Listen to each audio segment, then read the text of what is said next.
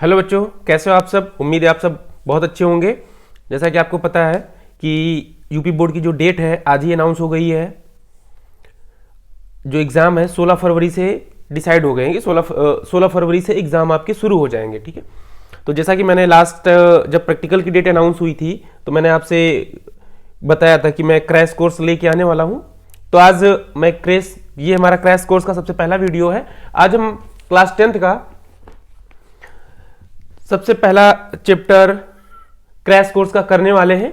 जो हम पढ़ने वाले हैं सबसे पहले द्विघात समीकरण। द्विघात समीकरण किसे कहते हैं?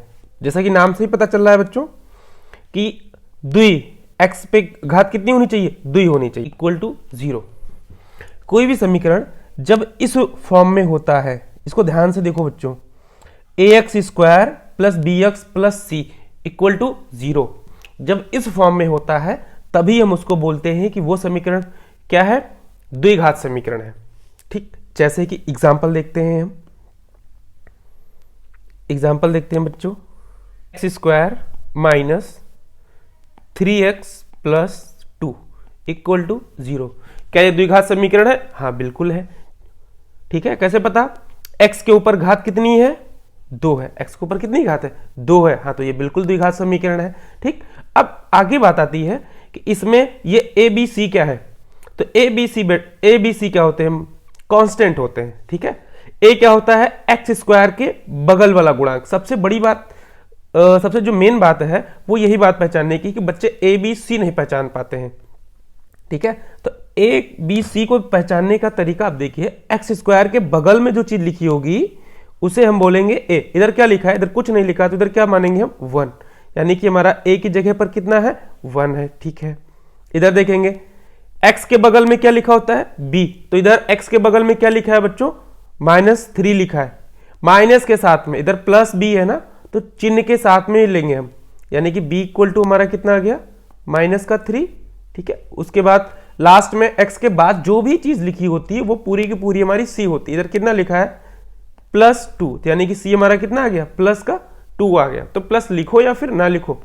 ठीक है, तो a, b और c इस तरह से बच्चों लिखा जाता है। ठीक है, एक बार फिर से हम इसे प्रैक्टिस करेंगे। ठीक है, मैं इसको इरेज कर रहा हूं, दोबारा से हम प्रैक्टिस करेंगे। देखिए, 2x square plus 3x minus 5 equal to 0। यहां पर पहचानेंगे बहुत जल्दी। एक्स स्क्वायर के बगल में जो लिखा होता है क्या होता है? a, तो यानी कि हमारा a कौन सा है? a कौन सा है बच्चों हमारा? ये हमारा a है, बिल्कुल हाँ a है।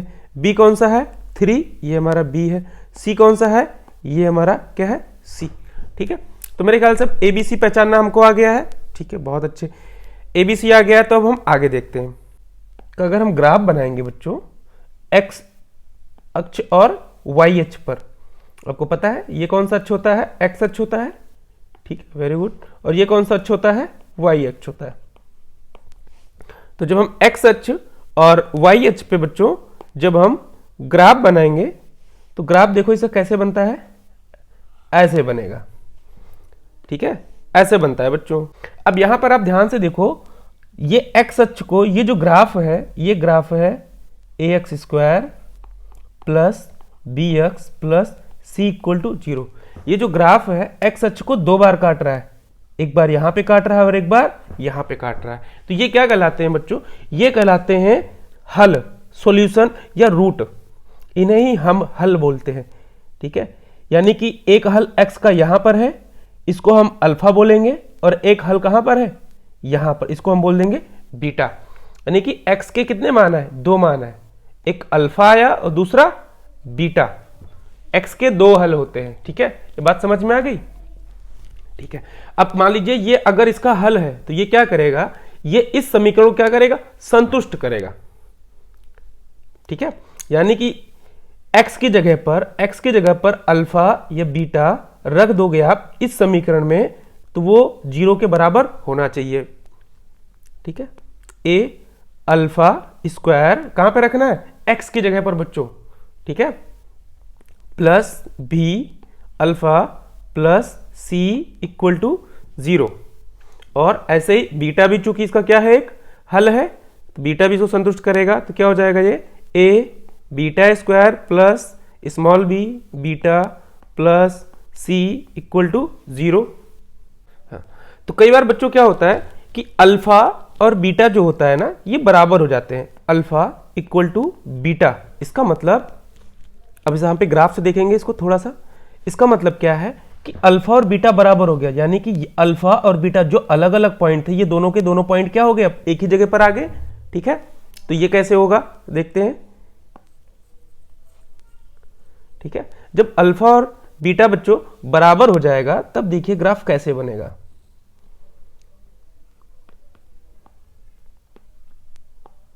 यानी कि अल्फा बीटा बराबर है। अब देखिए ग्राफ आएगा और एक्स अक्ष को ऐसे टच करता हुआ चला जाएगा, वो कैसे भी, चाहे इधर बनाए आप, चाहे आप कहीं भी बनाए। ठीक है, आप कैसा भी ग्राफ बना सकते हैं, बट वो सिर्फ एक्स अक्ष को टच करेगा। टच करेगा तो टच करने पर एक ही पॉइंट आएगा ना, यहां पर देखिए ध्यान से, ये एक ही पॉइंट आ रहा है इस ग्राफ का, तो यानी कि यही अल्फा होगा और यही क्या होगा आपका बीटा हो जाएगा। ठीक है, तो इस तरह से ग्राफ बनेगा जब अल्फा और बीटा बराबर होंगे, यानी कि दोनों रूट बराबर हो जाएंगे। ठीक है, नेक्स्ट देखते हैं। अब रूट हमने समझ लिया, रूट समझने के बाद में हम देखते हैं कि जो रूट होते हैं ax square plus b x plus c equal to 0, ये हमारा मेन द्विघात समीकरण है। अब जो हमने रूट देखे थे मैं बना लेता हूं एक बार। यहां पर क्या था हमारा अल्फा और यहां पर क्या था बच्चों बीटा, ये दो रूट हैं। ठीक है, यहां पर अल्फा प्लस बीटा यानी कि मूलों का योगफल, इसको क्या बोलते हैं मूलों का योगफल। ठीक है, तो मूलों का योगफल का फॉर्मूला क्या होता है माइनस बी बाई ए, क्या होता है माइनस बी बाई ए। उसके बाद अल्फा बीटा ये क्या है मूलों का गुणनफल, इसका फॉर्मूला क्या होता है सी बाई ए। ठीक है, इससे प्रैक्टिस करेंगे, एक क्वेश्चन करेंगे जैसे कि x square minus 3x plus 2 equal to 0 है। ठीक है, तो यहां पर अगर इसके दो रूट कोई है, मान लेते हैं इसका एक रूट अल्फा है दूसरा रूट बीटा है, तो इसका यहां पर अल्फा और बीटा का योग कितना हो जाएगा, मूलों के योगफल का, मूलों का योगफल कितना हो जाएगा बच्चों माइनस बी बाई ए होता है। ठीक है, पहचानो यहां पर बी क्या है, बी हमारा है -3 है, तो यानी कि माइनस एक पहले से लगा हुआ है, बी की जगह पे क्या लिखेंगे -3, ए की जगह पे क्या लिख देंगे, ए क्या होता है एक्स स्क्वायर का गुणांक होता है। मैं बार बार इसको इसीलिए लिख रहा हूं क्योंकि ज्यादातर जो फॉर्मूले हैं सारी चीजें हैं ना वो इसी स्टैंडर्ड से ही ली गई हैं। तो एक एक्स स्क्वायर के बगल में जो चीज लिखी होती है वो क्या होती है ए, यहां पे क्या लिखा है कुछ नहीं लिखा है, कुछ नहीं लिखा है तो क्या मान लेंगे 1, तो कितना हो जाएगा 3/1 मतलब 3। अब अल्फा बीटा गुणा करो सी बाई ए, सी कितना है 2 है, सी कितना है 2 है, ए कितना है 1 है। ठीक है, समझ में आया। अब इसके बाद हम देखेंगे कि रूट्स निकालते कैसे हैं। हमने रूट देख लिए, रूट अलग अलग होते हैं। अब देखेंगे कि अगर कोई द्विघात समीकरण दिया गया हो, ठीक है, अगर हमें कोई द्विघात समीकरण दिया गया है, मान लीजिए हमें कोई द्विघात समीकरण दे दिया गया है जैसे कि x square minus 3x plus 2 equal to 0, ये एक द्विघात समीकरण बच्चों हमको दिया गया है। अब इसको सॉल्व कैसे करना है, इसको सॉल्व करने के मैं आपको दो तरीके बताऊंगा। कितने तरीके बताऊंगा, दो तरीके। मेथड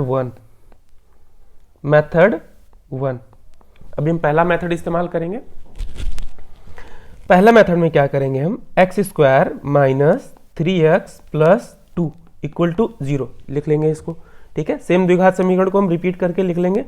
अब क्या करेंगे, जो बच्चों x के बगल में जो भी गुणांक दिया गया होता है x के बगल में, इसको तोड़ देना है। इसको क्या कर देना है, तोड़ना है, दो पार्ट करने हैं। x के बगल में क्या लिखा है, क्या लिखा है -3 लिखा है, यानी कि -3 के मुझे कितने पार्ट करने हैं, दो पार्ट करने हैं बच्चों।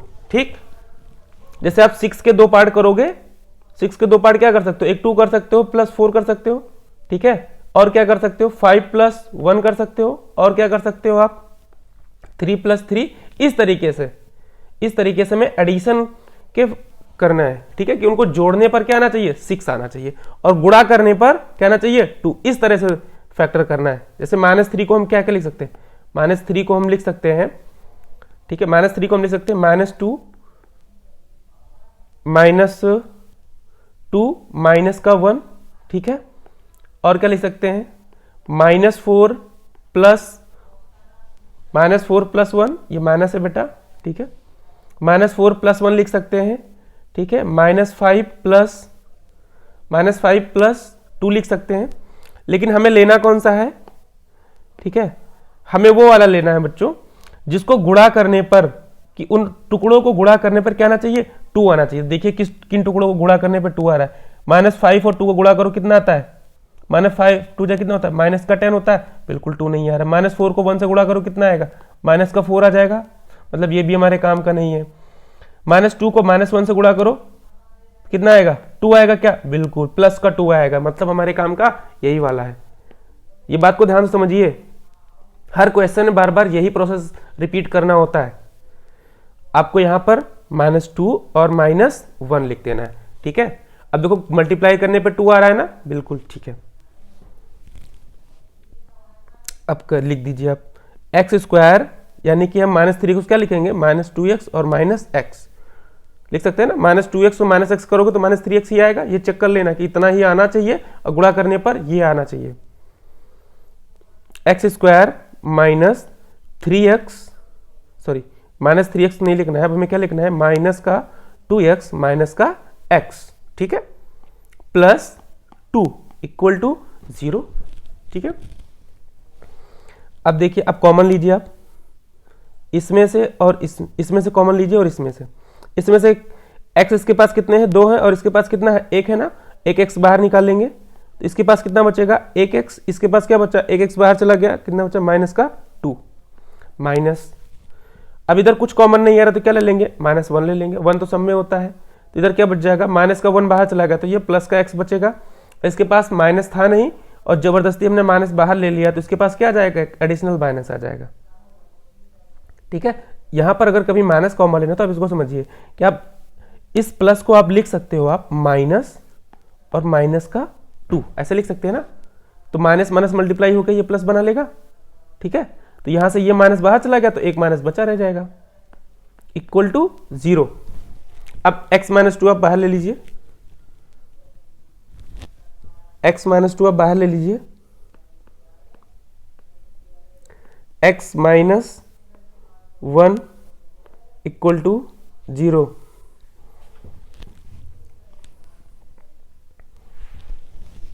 ठीक है। अब देखो दो चीजों को मल्टीप्लाई करने पे बच्चों आंसर क्या आ रहा है, 0। आपने क्या किया है, दो चीजों को मल्टीप्लाई किया है और आंसर आ रहा है यहां पर 0, ठीक है। दो x -2 और x -1 को मल्टीप्लाई करने पे आंसर 0 आ रहा है। तो ये आंसर 0 तभी आता है बच्चों जब उनमें से कोई एक संख्या क्या हो, 0 हो। तो या तो x -2 बराबर 0 होगा, ठीक है, या फिर x बराबर या x -1 बराबर क्या होगा, 0 होगा, ठीक है। जब x -2 बराबर 0 करेंगे तो x बराबर कितना आ जाएगा, 2, और x -1 बराबर 0 करेंगे तो x बराबर कितना आ जाएगा, 1। यानी कि इसका एक रूट कितना आ गया, 1 आया, दूसरा रूट कितना आ गया, 2, 1 और 2। यानी कि इनमें से किसी एक को हम अल्फा बोल देंगे, किसी एक को क्या बोल देंगे, बीटा बोल देंगे, ठीक है। मैं इसका अगर ग्राफ आपको बना के दिखाऊं तो देखो इसका ग्राफ कैसे बनेगा बच्चों, इस तरीके से ग्राफ होगा, x² -3x + 2 = 0, ठीक है। समझ गए बच्चों। तो इसी को हम अल्फा बोलते हैं, यानी कि अल्फा बराबर 1 आया और बीटा बराबर क्या आया, 2, बीटा बराबर 2 आया। अच्छा, अल्फा बीटा के मान आ गए तो हम एक बार चेक कर लेते हैं, जो भी हमने फॉर्मूला पीछे पढ़ा था, रिवीजन भी हो जाएगा। अल्फा प्लस बीटा कितना आएगा, अल्फा प्लस बीटा, अल्फा की जगह पर 1 और बीटा कितना है, 2, तो 1 + 2 कितना हो गया, 3 हो गया। अब चलो इससे फॉर्मूले से निकालते हैं हम अल्फा प्लस बीटा का जो हमने फॉर्मूला पढ़ा था। मान लो अल्फा बीटा में नहीं पता होता तो हम कैसे करते, -b/a करते, तो b कितना है यहाँ पे, x के बगल वाला b होता है, तुलना करो, तुलना यहीं से करना है बच्चों, ax² + bx + c = 0। यहाँ से माइनस के बाहर 3 अपॉन में 1, तो कितना आ गया, माइनस माइनस कट के 3, देखो वही आ रहा है, ठीक है। मल्टीप्लाई भी चेक कर लेते हैं। अल्फा बीटा बराबर क्या होता है, c/a, c कितना है हमारा, 2 है, a कितना है, 1 है, तो कितना आया, 2 आया। डायरेक्ट मल्टीप्लाई करके देख लो आप, डायरेक्ट मल्टीप्लाई करके देखो, अल्फा बीटा 1 इंटू 2 कितना आ रहा है 2, ठीक है। फॉर्मूले भी हमारे वेरीफाई हो गए हैं, ठीक है। इस तरह से वेरीफाई करने के लिए भी आता है, ठीक है। अब दूसरा तरीका, ये तो पहला मेथड हो गया ना, मैंने कहा था मैं आपको एक और मेथड बताऊंगा, ठीक है। अब दूसरा मेथड देखते हैं। दूसरे मेथड में, ठीक है, तो इसको हम स्टैंडर्ड पहले लिखते हैं, a x square plus b x plus c. इस तरह का अगर कोई द्विघात समीकरण हो तो उसका जो हल होता है वो होता है एक्स बराबर minus b plus minus under root b square minus 4ac divided by 2a, divided by 2a। अब यहीं से तुलना करिए आप, डायरेक्ट हम सॉल्व करके लिख सकते हैं, x बराबर माइनस, यहां से ए बी निकाल सकते हो ना, ठीक है। ए बी में कंफ्यूजन नहीं होना था, मैं फिर से एक बार बता देता हूं आपको, x square minus 3x plus 2 equal to 0। देखो एक्स स्क्वायर के बगल में जो होता है यहां से तुलना करो, ठीक है। तो a बराबर क्या आ जाएगा आपका 1, b बराबर आ जाएगा आपका -3 एंड c बराबर क्या आ जाएगा आपका 2 आ जाएगा, ठीक है। अब लिखिए, वैल्यू डाल दीजिए आप, -3 plus minus under root square आ जाएगा -3 का -4, a कितना है 1, c कितना है 2, अपॉन में कितना आएगा बच्चों, अपॉन में 2 इंटू 1, ठीक है, वेरी गुड। माइनस माइनस क्या हो जाएगा, प्लस का 3 प्लस माइनस अंडर रूट 3 का -3 का स्क्वायर 9, 4 2 जा 8, 9 माइनस 8, 2 1 जा 2, सॉल्व करो इसको, 3 प्लस माइनस 9 माइनस 8 गया 1, 1 का रूट निकालोगे तो 3, मैं लिख देता हूँ, 3 प्लस माइनस 9 में से 8 गया बेटा 1, रूट 1 का 1 ही आता है, ठीक है, बाई 2, तो 3 प्लस माइनस 1 अपॉन में 2, ये हमारा आया है। मैं इसको रब कर दूं, ठीक है, मैं इसको रब कर देता हूं, ठीक है। हमारा लास्ट में सिर्फ ये आया है ना, सॉल्व होके कैलकुलेशन करने के बाद में, x इक्वल टू आया आपका 3 प्लस माइनस 1 बाई 2। अब ये प्लस और माइनस क्यों यहाँ पे लगा है, प्लस माइनस इसलिए लगा है क्योंकि आपको पता है ना द्विघात समीकरण कितने मूल होते हैं, 2 होते, तो हल कितने आने चाहिए 2, तो इसलिए एक बार प्लस लेना है और एक बार क्या लेना है माइनस। तो जब एक बार प्लस लोगे तो आपको अल्फा मिल जाएगा, अल्फा बराबर क्या हो जाएगा 3 प्लस 1 बाई 2, 3 प्लस 1 4 बाई 2 मतलब 2, ठीक है। अब इसके बाद एक बार माइनस ले लो आप, तो 3 माइनस 1 बाई 2, 3 माइनस 1 कितना 2 बाई 2 यानी कि 1, कितना आ गया 1। देखो अल्फा की वैल्यू कितनी आई 2 और बीटा की वैल्यू कितनी आई 1, ठीक है। अल्फा और बीटा पहले भी हमारे देखो 1 ही 2 आए थे, चेक करो, अल्फा भी हमारा कितना आया था 1 आया था, बीटा कितना आया था 2, सेम चीज है, तो इसका भी समीकरण वैसे बन जाएगा। ये मेथड 2 है, इसको हम श्रीधराचार्य के नाम से भी जानते हैं। इस फॉर्मूले को हम लोग कई बार क्या कहते हैं ये श्रीधराचार्य का फॉर्मूला है, ठीक है। तो ये 2 मेथड है किसी भी द्विघात समीकरण को सॉल्व करने का, इन दोनों मेथड में से कोई भी एक मेथड आप इस्तेमाल कर सकते हैं, ठीक है। अब इसके बाद नेचर ऑफ रूट देखेंगे, ठीक है। जो हमने मूल निकाले हैं उन मूलों की प्रकृति क्या होगी, ठीक है। कई बार ऐसा पूछ लिया जाता है कि बताओ मूल परिमेय होंगे या परिमेय होंगे, द्विघात समीकरण का हल है या नहीं है, तो वो कैसे पता चलेगा, तो हम देखते हैं वो कैसे पता चलेगा बच्चों। सबसे पहले हम समीकरण लिखेंगे, ax square plus b x plus c equal to 0। तो इसका हल क्या था, x बराबर minus b plus minus under root b square minus 4ac upon में 2a, ये होता है फॉर्मूला, ठीक है। अब इसको ध्यान से आप देखिए बच्चों, सबसे पहला केस हम लेते हैं, सबसे पहला केस 1, क्या लेते हैं केस 1, ठीक है, केस 1। अब देखो पूरा का पूरा जो हल होगा बच्चों, जो पूरा का पूरा हल है ना, कि x के जो मान आएंगे यानी कि अल्फा और बीटा के जो मान है वो इस पे डिपेंड करेगा, और ये पूरी बात किस पे डिपेंड करेगी, ये रूट के अंदर जो बात है, रूट के अंदर जो बात लिखी है ये इस पे डिपेंड करेगी, ठीक है, क्योंकि आपको पता है रूट के अंदर कभी नेगेटिव नहीं आ सकता है। ठीक है, तो पहली बात तो ये हो गया कि रूट के अंदर अगर कभी नेगेटिव आ गया मतलब बी स्क्वायर माइनस 4ac का मान अगर लेस देन क्या हो जाए, जीरो, क्या हो जाए बच्चों, जीरो हो जाए, तो इसका मतलब इसका कोई हल नहीं होगा। जैसे कि रूट के अंदर क्या आ जाएगा, रूट के अंदर आ जाएगा बच्चों, जैसे रूट के अंदर आ जाए -2 -3, तो ये फिर आप अभी नहीं सॉल्व कर सकते इसको। जब हम 11th और 12th में पढ़ेंगे, जब हम कॉम्प्लेक्स नंबर पढ़ेंगे, तो वहां पर हम इसका सॉल्यूशन देखेंगे कि इसकी वैल्यू होती है 2 आयोटा। ठीक है, बट अभी ये हमारे सिलेबस के बाहर की बात है ना, तो इसको हम अभी क्या कहेंगे, इसका कोई हल नहीं है। क्या कह देंगे हम, कोई हल नहीं है इसका, इसका कोई हल नहीं है। अच्छा, कोई हल नहीं है तो इसका मतलब क्या ग्राफ एक्स अक्ष को नहीं काट रहा होगा? हाँ, बिल्कुल नहीं काट रहा होगा, क्योंकि मैंने ये बताया था हल का मतलब क्या होता है, ग्राफ एक्स अक्ष को काटे, ग्राफ एक्स अक्ष को काटे। तो इसका मतलब ग्राफ कैसे बन रहा होगा, एक्स अक्ष को काट नहीं रहा होगा, इसका मतलब ऊपर से निकल जा रहा होगा। ठीक है, या तो इधर ऐसे होगा, ठीक है, कहीं भी होगा, वो ग्राफ एक्स अक्ष को यानी कि इस वाली एक्सिस को ग्राफ कट नहीं करेगा। ठीक है, ये कब होगा, जब ये वाली कंडीशन होगी। ठीक है, तब आप क्या कहोगे, इस तरह के द्विघात समीकरण का कोई हल नहीं है। ठीक, अब आगे दूसरा देखते हैं, ये बात समझ में आ गई? ठीक, अब मैं इसको रब करता हूं। ठीक है, अब दूसरा केस देखते हैं।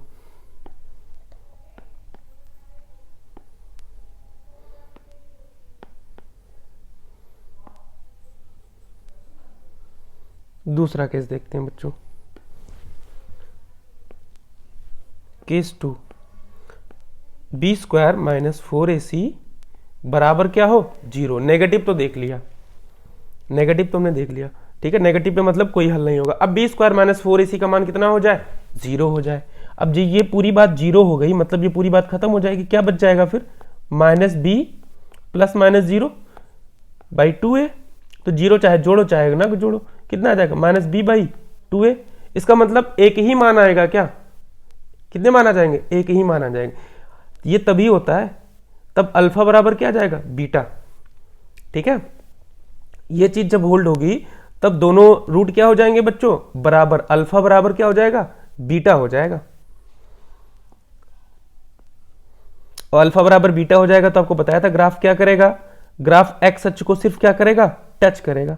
आप कहीं भी सिर्फ टच करा दो, कोई भी ग्राफ बना के एक्स अक्ष को। ठीक है, यहां पर अल्फा और बीटा दोनों बराबर हो जाएंगे। समझ में आ रहा है? ठीक है, आगे देखिए, इसके बाद थर्ड केस देखते हैं हम। थर्ड केस क्या बनता है, b square minus 4ac greater than zero. क्या है, ग्रेटर देन जीरो। सबसे पहले हमने देखा क्या, लेस देन जीरो, कोई हल नहीं। फिर देखा इक्वल टू जीरो, तब क्या आ रहा था, अल्फा बराबर बीटा। ठीक है, अब जब ग्रेटर देन जीरो होगा तब, अब ग्रेटर देन जीरो मतलब कोई क्या आएगा, जीरो से बड़ी क्या होता है बच्चों, जब हम कभी भी सॉरी, एक मिनट, एक चीज जान लीजिए आप, यहां पर जीरो होता है जब हम कभी भी लेस देन जीरो कहें। क्या कहें, लेस देन। इसका मतलब हम किस साइड क्या बात कर रहे हैं, इधर जीरो के लेफ्ट साइड में कौन सी संख्या होती है, नेगेटिव। इसका मतलब हम नेगेटिव नंबर की बात कर रहे हैं। ठीक है, कौन से नंबर की, नेगेटिव। और जब हम कहें ग्रेटर देन जीरो, क्या, ग्रेटर देन जीरो, तो हम इसका मतलब कहां की बात कर रहे हैं, इधर की। और इधर क्या होती है, सारी की सारी संख्याएं पॉजिटिव। ठीक है, कौन सी संख्या है, पॉजिटिव। अब पॉजिटिव में भी बच्चों दो तरह से संख्याएं आ सकती हैं। ठीक है, पॉजिटिव में भी बच्चों दो तरह से संख्याएं आ सकती हैं, जैसे कि एक ये हो सकता है कि संख्या पूर्ण वर्ग हो। क्या हो, पूर्ण वर्ग हो, पूर्ण वर्ग हो। और दूसरी क्या हो, पूर्ण वर्ग ना हो। अब सर ये कैसे, देखो पूर्ण वर्ग होने का मतलब ये बच्चा जिसका स्क्वायर रूट निकाला जा सके, जैसे कि 16, 25, ठीक है, 36। क्योंकि ये चीज कहाँ आएगी, आप जिसको याद करो ये कहाँ आता है, -b plus minus under root b square minus 4ac। अब सोचो यहाँ पर अगर 16 आएगा तो आराम से इसका रूट निकल आएगा ना, रूट निकल आएगा तो ये भी संख्या, ये भी पूर्णांक, ये भी पूर्णांक, पूर्णांक जोड़ घट के क्या आ जाएगा, पूर्णांक, पूर्णांक बटे पूर्णांक, मतलब क्या आ जाएगी, आपको मिलेगा परिमेय। आपको दो अलग अलग मिलेंगे, एक अल्फा मिलेगा और एक क्या मिलेगा, बीटा, और क्या मिलेगा आपको, मैं मिटा दूं, ठीक है, आपको दो अलग अलग रूट मिलेंगे, एक अल्फा रूट मिलेगा, दूसरा मिलेगा आपको बीटा, ठीक है, और दोनों क्या मिलेंगे, परिमेय, परिमेय संख्याएं मिलेंगी। क्या मिलेंगी, परिमेय। यह याद रखिएगा, परिमेय कब मिलता है, जब बी स्क्वायर माइनस 4ac क्या हो, पूर्ण वर्ग हो, ठीक है। अब जब पूर्ण वर्ग ना हो, जैसे 16, 25, 36 ना हो, मान लो 17 आ जाए, अब क्या इधर 17 अंडर रूट 17, अंडर रूट 17 निकलेगा क्या, दशमलव में निकलेगा, ठीक है, मतलब ये पूर्ण वर्ग नहीं है, इसका आप नहीं निकाल पाओगे। तो फिर क्या मिलेगा आपको, फिर आपको दो अलग अलग रूट तो मिलेंगे, ठीक है, अल्फा भी मिलेगा और बीटा, दो अलग अलग रूट मिलेंगे, लेकिन अब परिमेय नहीं मिलेगा। क्या मिल जाएगा आपको, अब अपरिमेय मिलेगा। क्या मिलेगा, अपरिमेय। यहां पर बस याद रखने वाली यही बात है बच्चों, ठीक है, कि परिमेय और अपरिमेय। परिमेय कब मिलता है, जब बी स्क्वायर माइनस 4ac क्या होता है, पूर्ण वर्ग होता है। अपरिमेय कब मिलता है, जब बी स्क्वायर माइनस 4ac पूर्ण वर्ग नहीं होता है, ठीक है, और रूट अलग अलग ही आएंगे, ठीक है। यानी कि अगर मैं इसका ग्राफ बनाऊं तो इसका ग्राफ ऐसे बनेगा, एक अल्फा यहां कट करेगा और एक बीटा यहां कट करेगा, ठीक है, मतलब एक्स अक्ष को कितनी बार कट करेगा, 2 बार, क्योंकि 2 रूट आ रहे हैं। देखो ग्राफ जितनी बार कट करता है एक्स अक्ष को उतने रूट होते हैं। मैं एक मिनट आपसे पूछता हूं कि इसमें रूट बताइए जरा। जैसे मैं एक ग्राफ बना रहा हूं ऐसे, अब इसमें आप बताओ इसमें रूट कितने हैं, इसमें बताओ आप रूट कितने हैं बताओ। ये कोई फंक्शन, ये कोई ग्राफ है, मान लो ये कोई फंक्शन है, ठीक है, ये कोई फंक्शन है, इसमें रूट बताओ। रूट मतलब हल, 1 2 3 4, ठीक है। जो एक्स अक्ष को ग्राफ जितनी बार कट करता है, 1 2 3 4, ठीक है, एक्स अक्ष को कोई भी ग्राफ जितनी बार कट करता है उस फंक्शन के, ठीक है, उस फलन के उतने ही हल होते हैं। ये बात याद रखिएगा, ठीक है। तो इसमें सारी की सारी जरूरी बात हो गई है, ठीक है। मैं एक बार फिर से आपको ग्राफ दिखा देता हूं इसमें का क्या क्या होने वाला है सारे। जैसे मैं कुछ ग्राफ बना रहा हूं, अब बताना कि इससे कितने हल होंगे। इससे कितने हल हैं, कोई हल नहीं है। इससे क्या है बच्चों, कोई हल है, क्योंकि ये एक्स अक्ष को टच नहीं कर रहा है। ऐसे कहीं भी ग्राफ बन जाए, ऐसे कहीं भी बन जाए, ये सारे के सारे ग्राफ क्या है, इनका सबका बी स्क्वायर माइनस 4ac क्या है, लेस देन 0 है, ठीक है। आगे देखो, इस तरह से ग्राफ है, ग्राफ कितनी बार कट कर रहा है, 2 बार। इन सबका बी स्क्वायर माइनस 4ac क्या है, ग्रेटर देन 0 है, ठीक है। इसके बाद इस तरह से अगर ग्राफ है, सॉरी ये तो लग बन गया, 2 बार काट दिया ना, सिर्फ क्या कर रहा है, टच कर रहा है, सिर्फ क्या कर रहा है, ग्राफ टच कर रहा है, टच कर रहा है। तो इसका मतलब ये क्या है बच्चों, अल्फा बराबर क्या है, बीटा, तब क्या होगा, b square minus 4ac equal to क्या है, 0 है, ठीक है। मेरे ख्याल से याद हो गया होगा सबको, ठीक है। अच्छे से मेहनत करिए, रिवीजन करिए, बार बार क्वेश्चन करिए। अगर कोई क्वेश्चन द्विघात समीकरण में इसके बाहर का कोई कंसेप्ट नहीं है 10th लेवल पर, ठीक है, जितने कंसेप्ट मैंने आपको बता दिए हैं सारे के सारे यही हैं जो आप 10th के बोर्ड के सिलेबस में है। अगर फिर भी आपको कोई क्वेश्चन फंस रहा है, ठीक है, आप कोई क्वेश्चन नहीं कर पा रहे हो, आपकी टेक्स्ट बुक का आप जो भी पढ़ रहे हो, चाहे आप डॉक्टर मनोहर रे की बुक पढ़ रहे हो, ठीक है, या फिर आप आर.डी. शर्मा पढ़ रहे हो, ठीक है, या अदर कोई बालाजी पब्लिकेशंस या कोई भी पब्लिकेशंस की आप बुक पढ़ रहे हैं, तो आप उसका फोटो, अगर आप नहीं उस क्वेश्चन को कर पा रहे हैं तो आप उसका फोटो आप टेलीग्राम पर, ठीक है, आप इस चैनल पर भेज दीजिए। मैं नाम लिख देता हूं, ठीक है। टेलीग्राम पर एक चैनल है इमेंसिव स्टडी, हमारे यूट्यूब चैनल के नाम से ही टेलीग्राम पर भी है इमेंसिव स्टडी, ठीक है। उस क्वेश्चन का फोटो आप क्लिक करिए और इस यहां पर सेंड कर दीजिए, ठीक है, आपको सॉल्यूशन यहां पर मिल जाएगा, ठीक है। मिलते हैं फिर नेक्स्ट वीडियो में।